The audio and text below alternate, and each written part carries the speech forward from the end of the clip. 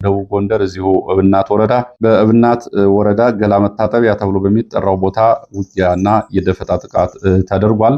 በተደረገው ውጊያና በተፈጸመው የደፈጣ ጥቃት እንደዚሁ ሰብአዊ፣ ቁሳዊና ወታደራዊ ኪሳራ ደርሷል።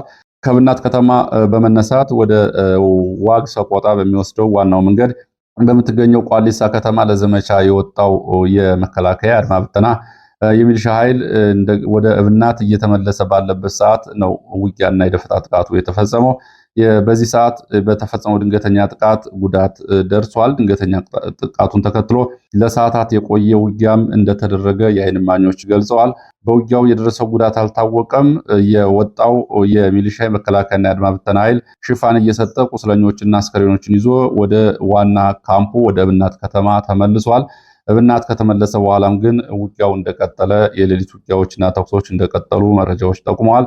የእብናት ከተማ እንደዚሁ ሌሊቱን ተኩስ ነበር በተለያዩ ካምፖች። በዚህም ከፍተኛ ውጥረት ነበር። ሌሊቱን ፋኖ ወደ ከተማው ይገባል የሚል የፓትሮል ስምሪት ተሰጥቶ ነው ሌሊቱን ያደረችው ከተማዋ።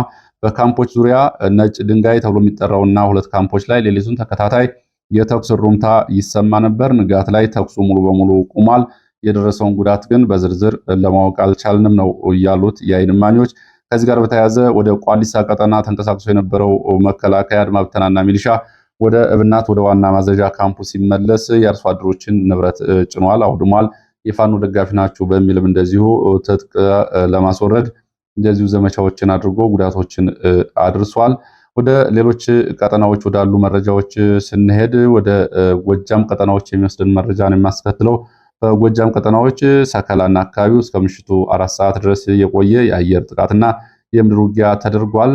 በሰከላ አጉት ተብሎ በሚጠራው አካባቢ ትናንትና ከምሳ ሰዓት እስከ አመሻሹ ድረስ ውጊያ ተደርጓል። በተደረገው ውጊያ እንግዲህ ጉዳት ደርሷል። የጉዳቱ መጠን በዝርዝር አልታወቀም። ከሰከላ ወደ አጉት መከላከያ ከገባ ከ2 ቀናት በኋላ ነው ትናንት ለግማሽ ቀን የቆየ ውጊያ የተደረገው።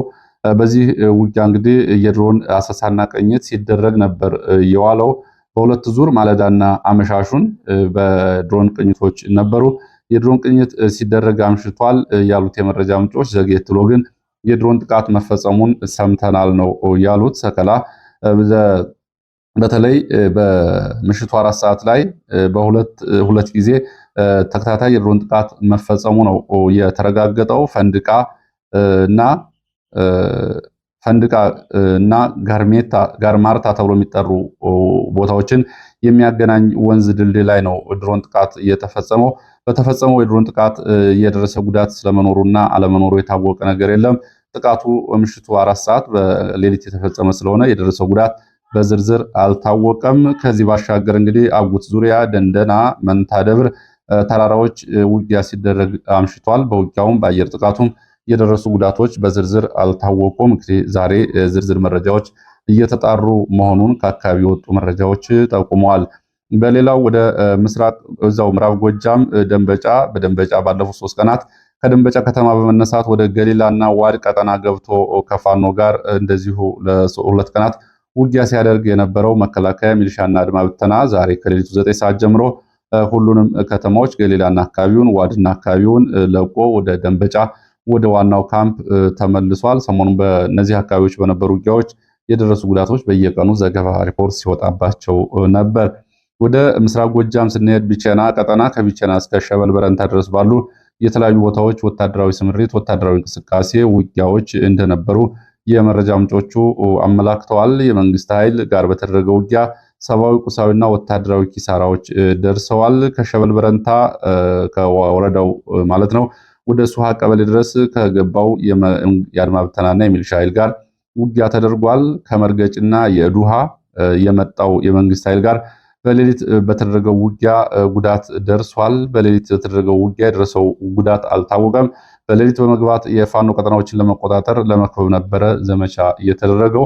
ይህንን ተከትሎ ተጨማሪ ሽፋን ሰጪ ኃይልም ከቢቸና ከላይ እንዲሁም ደግሞ ከመርገጭና ከኤዱሃ ወደ ሶሃናና ኮሬ እንዲሁም ደግሞ የኩበት ተብሎ ወደሚጠሩ ሰኬቶ አካባቢዎች ተንቀሳቅሶ ውጊያ ተደርጓል። በእነዚህ 4 ቦታዎች እንደዚሁ ለግማሽ ቀን የቆየ ውጊያ ተደርጓል። በውጊያው የደረሰው ጉዳት አልታወቀም።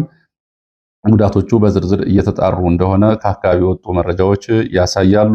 ወደ ሌላው መረጃችን ስንሄድ ባህር ዳር ዙሪያ የሚወስደን መረጃ ነው። ባህር ዳር ዙሪያ እንደዚሁ በመራዊ ከተማ በሌሊት ወደ ቁርጥ ባህር ተብሎ ወደሚጠራው ቦታ የተንቀሳቀሰ የሚሊሻና የአድማ ብተና ኃይል ድንገተኛ ጥቃት ተፈጽሞበታል። ከመራዊ ከተማ ወደ ቁርጥ ባህር በመንቀሳቀስ ዘመቻ ለማድረግ ቁርጥ ባህር ላይ ሰፍሮ ዝግጅት ላይ በነበረበት ጊዜ ፈጥኖ መረጃ የደረሰው ፋኖ ጥቃት ከፍቶ ጉዳት አድርሷል። በጥቃቱ የሚሊሻ የአድማ ብተና አባላት ጉዳቶችን አስተናግደዋል። የደረሰው ጉዳት በዝርዝር አልታወቀም።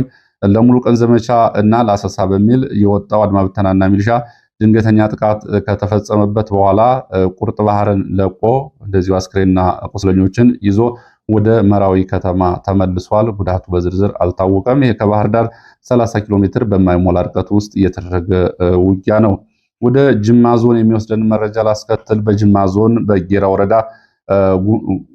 ጉራንፋሎ፣ መቺ ደንሲሳ እንዲሁም ደግሞ ጋሴራ ተብሎ በሚጠሩ 3 አካባቢዎች በሚኖረው የአማራ ሕዝብ ላይ እንዲሁም የአማራ ማህበረሰብ ላይ በርካታ የኦሮሚያ ልዩ ኃይል ሌሊቱን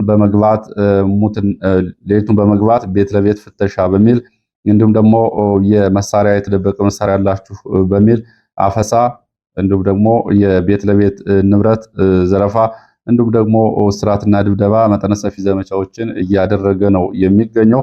ይህ እንግዲህ በጅማ ዞን ጌራ ወረዳ ነው። ሰሞኑን ተከታታይ መረጃዎች እየወጡ ነበረ። ሰሞኑን በዚሁ ዞን በዚሁ ወረዳ ዋላ ተብሎ የሚጠራው ቀበሌ በዚህ ቀበሌ ብቻ ከ145 በላይ አማራዎች ሲታሰሩ 18 የሚደርሱ ሴቶች ናቸው። ሴቶቹ ላይ እንጨት ባፋቸው በመክተት ጭምር ዝም በሉ፣ አጋልጡ፣ መሳሪያ ያለው ማን ነው? የፋኖ ደጋፊ ማን ነው? ፋኖ እየተደራጀ ነው በሚል እያሰቃዩቸው ሲሆን 4 ካህናትም ከታሰሩት ውስጥ ይገኙበታል። 20 የሚሆኑት ደግሞ እድሜያቸው ከ65 ዓመት በላይ የሆኑ ሽማግሌዎች ናቸው። በአካባቢው ለ50 እና 60 ዓመታት የቆዩ ሽማግሌዎች እነዚህም ታስረዋል። አጠቃላይ 145 ሰዎች ታስረዋል። እነዚህን ያሰሯቸውን ሰዎች አንድ ጥይት ቢተኮስ አንድ የኦሮሚያ ልዩ ኃይል ጋቸና ሲርና ረጲዮላ እንዲሁም ደግሞ ሌላ ጸጥታ መዋቅር አባል የሆነ ሰው ቢገደል እናንተ ላይ ሂሳብ እናወራርዳለን በሚል ነው እያስፈራሯቸው የሚገኘው ነው ያሉት። በዚህ ዞን ባለፈው ዓመትም በተፈጸመው ጥቃት የደረሰውን ጉዳት በተመለከተ በዘገባዎቹ በተከታታይ ሲሄድ ነበረ። ጅማ ዞን ጌራ ወረዳ ጉራን ፋሎ፣ መቸደሲሳ፣ ጋሴራ ተብሎ የሚጠሩት አካባቢዎች አሁን ያለው ሁኔታ እጅግ አስቸጋሪ የሚባል ነው።